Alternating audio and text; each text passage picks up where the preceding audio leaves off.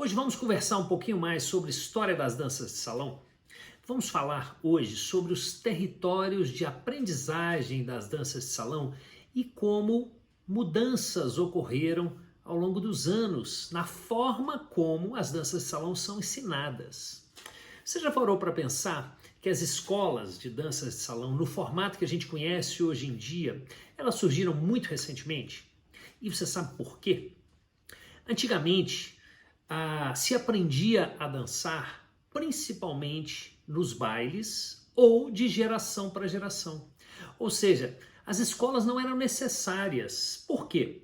Porque muitas vezes as pessoas aprendiam em casa. Aprendiam com os seus pais, aprendiam com os seus avós, ou seja, o conhecimento era passado de geração para geração.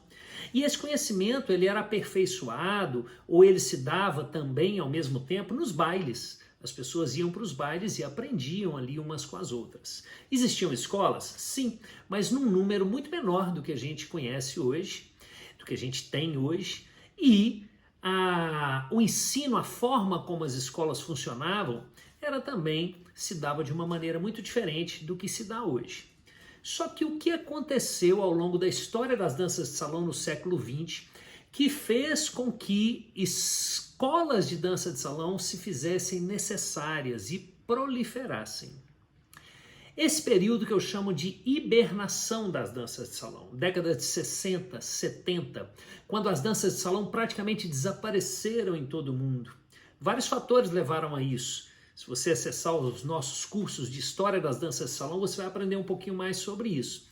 Mas, resumindo aqui, a gente tem, por exemplo, o feminismo, o rock and roll e outros fatores levaram com que as danças de salão entrassem num momento de declínio, fossem praticadas por muito poucas pessoas.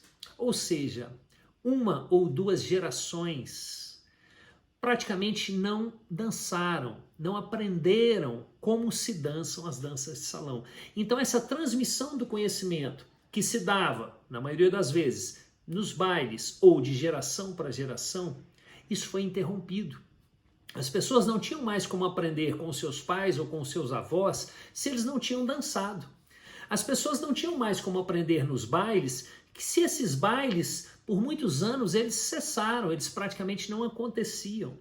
Ou seja, para você aprender a dança de salão, você precisava de uma escola. Não é muito legal isso?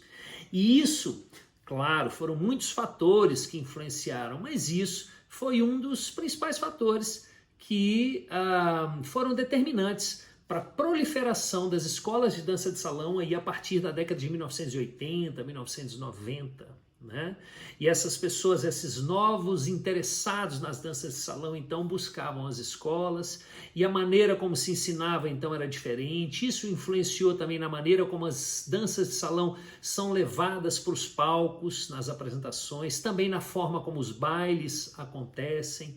Enfim, foram mudanças recentes aí na forma como se dança, na forma como a gente pratica as danças de salão hoje, na profissionalização do ensino das danças de salão e que todas essas mudanças refletiram em todo o universo das danças de salão.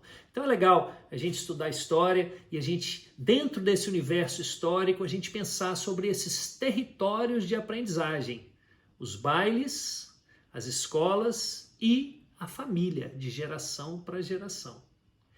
Quer saber mais sobre história das danças de salão? Acesse aí os nossos outros vídeos no nosso canal do YouTube, aproveite para se inscrever e acesse os nossos cursos de história e outros temas mais.